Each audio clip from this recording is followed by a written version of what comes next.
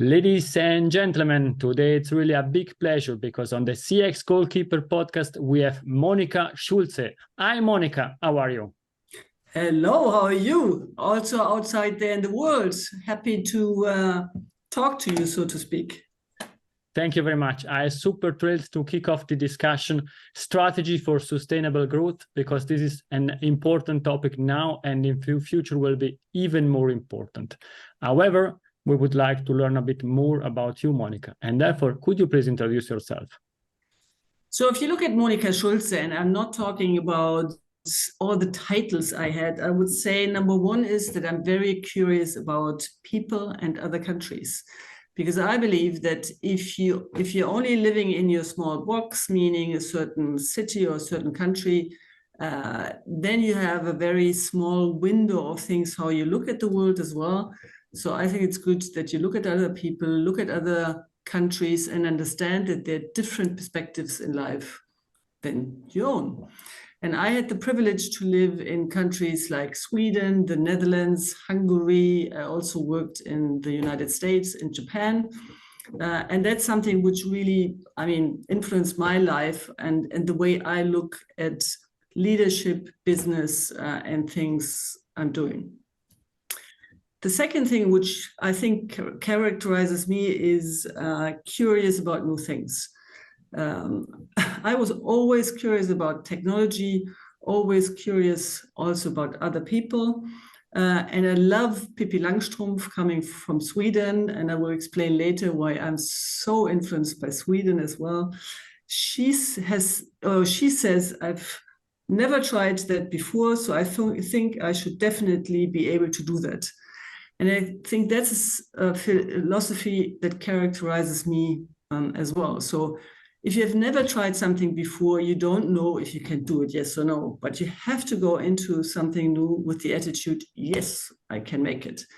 And I think that's something which I believe is very important, especially today, because there's so many new things coming to our world that should be something which is characterized by many people we look at. And then the third thing is enjoy things you're doing.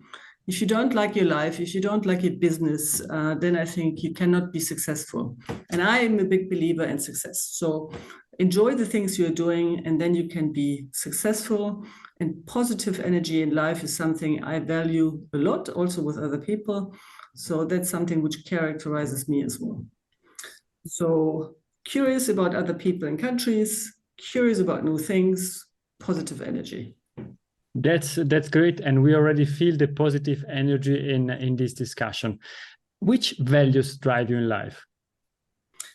First of all, I believe it's very important to be authentic. Yeah? So one of my values is don't do something, say something you don't believe in, be authentic, and that's something which is very important.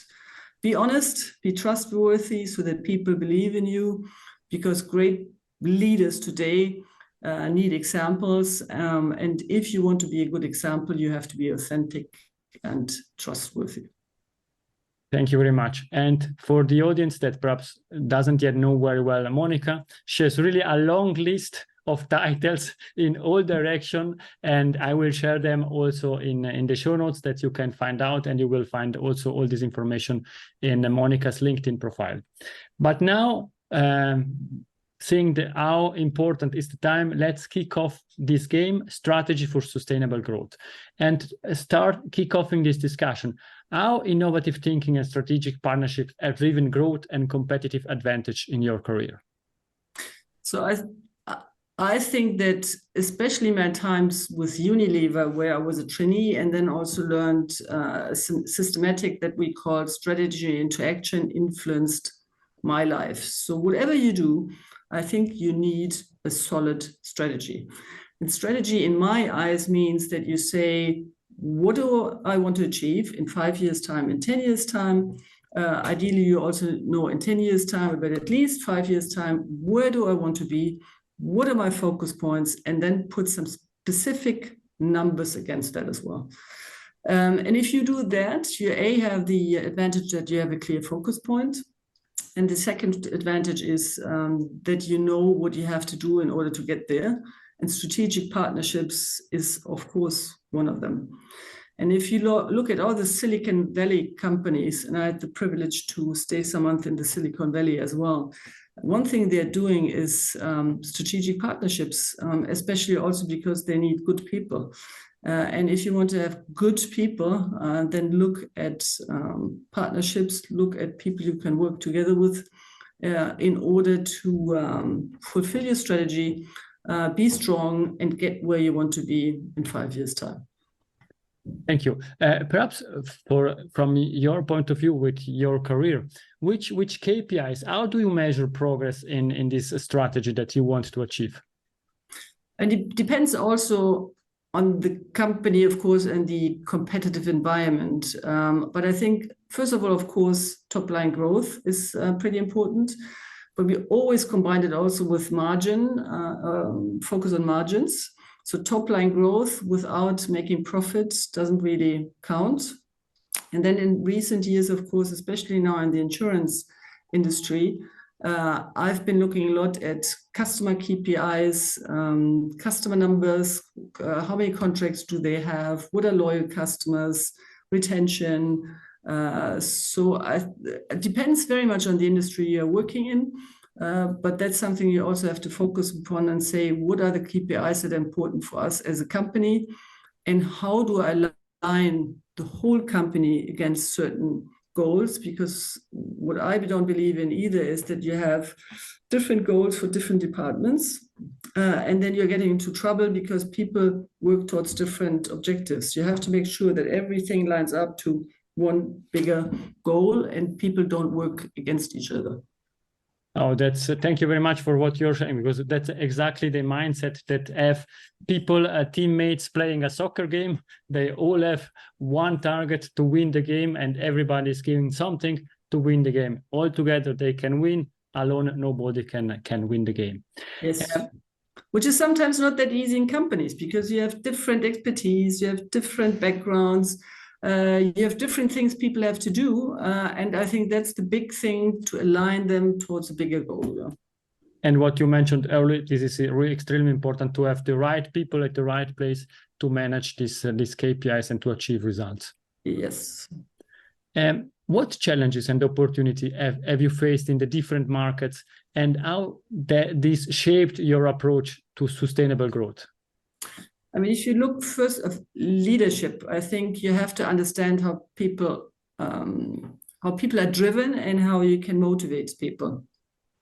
And I give you my first leadership example when I moved abroad. So when I came to Sweden, it took me a while to understand how to lead people. And it's a pretty simple thing, actually, because if you come from Germany, the Germans are a bit more hierarchical than the Swedes, for example. So I was used to saying, oh, I'm the boss, I tell you what to do, and this is a bit black and white, so don't take it literally.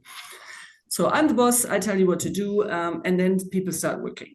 So in Sweden, you have to discuss with everybody. Everybody gives you their opinion, and then you start working in a project. And I think this balance between what is the cultural background, what do you need in a certain situation? Because sometimes it's important to say, up, do, and we don't discuss. I think that's something which is extremely valuable and helps you to achieve your strategic goals. So number one, I would say, is leadership. Understand the culture of a team, of a company, of a country, and then use a certain style in order to achieve your objectives. And then, of course, it's important to understand the customers, because the customers and the habits in the countries are not the same either. Is it, I mean, a very simple example, is it more a margarine culture and not a butter culture, for example? What are the main competitors, how they position themselves? When I was in Sweden, I was once responsible for margarine and yogurt. And that was also quite different in Sweden compared to Germany. And if you just take your German examples and then put it into another country, it unfortunately doesn't work. And then, of course, everybody knows that the American culture is quite different when it comes to leadership style and working style as well. I talked to a young American yesterday, and she was very happy being in Germany for a while, because she also said it's so important to understand the differences. And one of the things she, of course, valued quite a lot, and don't laugh because it's a simple example, that we have more vacation in Germany when you work in a company compared to the States. She really liked it a lot. It's not a joke, because when I was working at Accenture, we had a lot of contacts with our American colleagues, and there were always the discussion, oh, you have 5 weeks vacation, we don't have that, and we don't take vacation. And when I was working in big banks, I was working with Americans, and also there it was the big discussion. They told us, yes, we have vacation, but we are not taking the vacation, because for us it's not normal to go out and to have leave.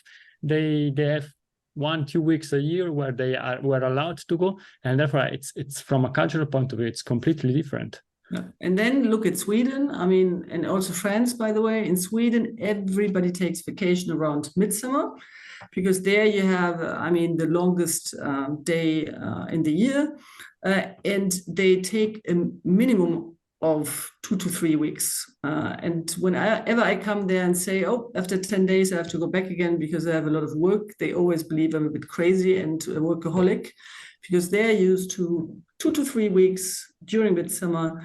And if you vanish after 10 days, they believe something is wrong with you. Clear. It's really interesting that you are doing this comparison. Which is the culture that you value the most, and why? What I think is good that you look at the different cultures and look at the positive things, because every culture has something good. Yeah? If you look at the States, and everybody knows that as well, I mean, the mistake culture is pretty good. Yeah? They don't break together if they made a mistake. They say, we made a mistake, we learn, and we go. No? And even if they only have 80% of the information, they go and then learn on the way. In Germany, you have to be pitch perfect, 150%, otherwise nobody will start anything.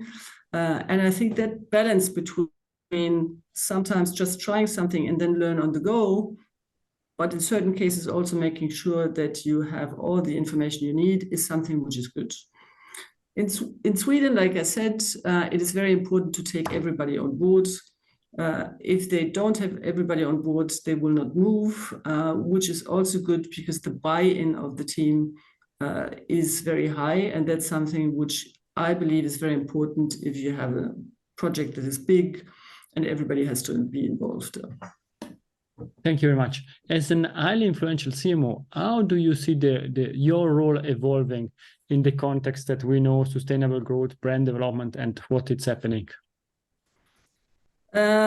Look, if I look at my FMCG times, I think that the role of the brand CMO was more driving business, and we were also profit and loss responsible. And I think that's something which I believe a CMO has to have in his or her mind as well. Yeah? So have a business strategy, you have to feel responsible for the business KPIs that are defined, and then go. In other industries, I see still that CMOs believe they're responsible for market insights, advertising, and some nice pictures. And I'm also overdoing it. It's a bit simplistic.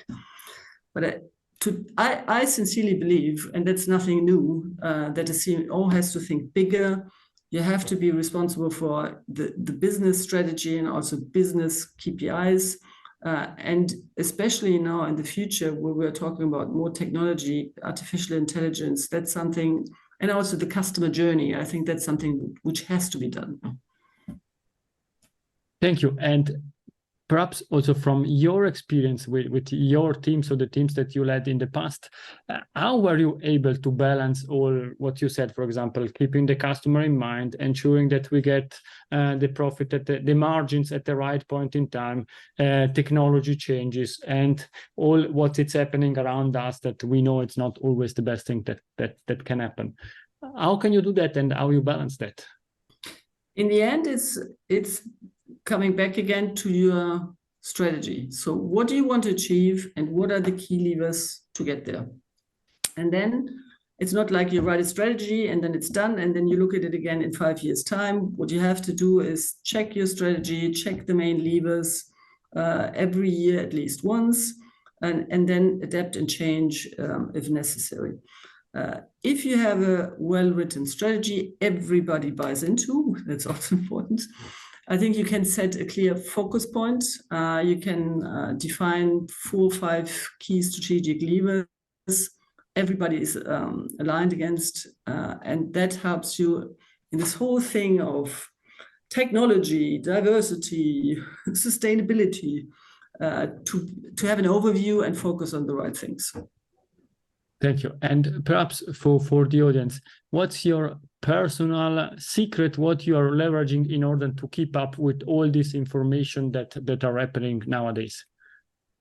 I'm a big fan of networks, and my children always say, "Oh, Mom, you're network thinking." I'm like, yes, you have to build networks, because if you have a good network with knowledgeable people, you can call them, you can talk to them, and you can keep up with all the information you need. And I just came back from Hamburg yesterday, where we had a big network meeting with executive level colleagues, and we talked 2 days about artificial intelligence. And I think that's something you need. You sometimes have to take time out and talk about certain topics from different perspectives. We talked B2B, we talked B2C, we talked ethics as well, and the latest development in the market. And that's something which needs to be done, because otherwise you're stuck in your own box, and I think we need to develop. The other thing is, what I really very often do is talk to my children, because they have a completely different perspective as well. It's not the executive level perspective, but they think about technology and use technology in a completely different way compared to me. And that's why I discuss with them quite a lot as well, and what they are doing at university and how they see things, in order to get the younger perspective and see what they have in the back of their minds. So talk to people, build a network, and make sure that, you cannot keep up with everything all the time, but make sure you have certain events, people, networks where you churn information. Thank you very much. And I think you are already touching one topic that I would like to deep dive on. It's diversity and inclusion. How do you believe diversity and inclusion contribute to the success of a company? There's so many studies that show if you have a diverse team, you're better and you have better business results. Because this exactly brings you this Pippi Langstrumpf thing, which I like. I've never tried it before, but I'm pretty sure that I will succeed. So, and she was always a rebel, or she is a rebel. She's not a real person, but she's described as a rebel. She thinks out of the box. She's not conventional. And I think that's something we need to look at and try to find the right people that are different compared to us, in order to get different perspectives as well.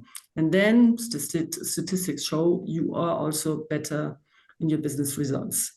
And that's something that is not that easy, because studies also show that we have a tendency to recruit people that are more the same than they're different to us. So we have a slight tendency to recruit people who think the same, who talk about the same, who look the same. And that's something we have to turn around and say, I deliberately get together with people that are different compared to myself, that challenge me and open the box in order to be future-proof. Thank you very much. And thank you very much also for joining this podcast, Diverse People, speaking about diverse topics. Taking care of the time, this game is coming to an end. And in the extra time, I still have 3 questions for the last 3 minutes for you. In 10 years' time from now, we are back on the CX Goalkeeper Podcast. What we are discussing about?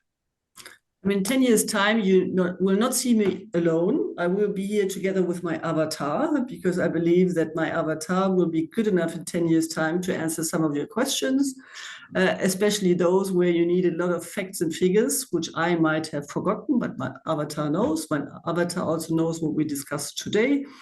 So I think that artificial intelligence will have developed so far that you will have two of us in the future.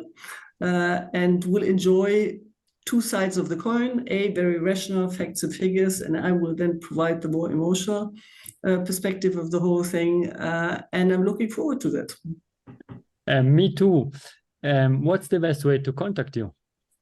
LinkedIn is a good way to contact me. I'm a fan of LinkedIn. I have a good network on LinkedIn, and you will see me in a violet blazer smiling in the camera. So I think that's something all of you can use, and I'm looking forward to it. Thank you very much. And to the audience, please follow Monika Schulze, because she is really sharing a lot of great content on LinkedIn, and you will find all the information in the contact details. We are coming to the last questions. Is Monika's golden nugget? It's something that we discussed or something new to leave to the audience? I have 3 golden nuggets, but I will make it short. So always be open for new things. And I think that was something which we discussed earlier. Strategy into action is also something I'm a big believer in, because we are very good in PowerPoints, but the thing is get into action. And the third thing is enjoy your life, because only if you enjoy your life, you can be good. Professionally and in private life, by the way. Thank you. And I think it's very linked also to your values, these 3 golden nuggets. Thank you for sharing them with us. Monika, please stay with me. To the audience, it's everything. I hope that you enjoyed this discussion as much as I did. We love feedback. Feel free to contact Monika, to follow Monika on LinkedIn, and let us know what you think about this episode. Thank you very much, Monika, and thank you very much to the audience. Greg, thanks a lot as well. Bye-bye. If you enjoyed this episode, please share the word of mouth. Subscribe it, share it. Until the next episode, please don't forget, we are not in a B2B or B2C business, we are in a human-to-human environment. Thank you!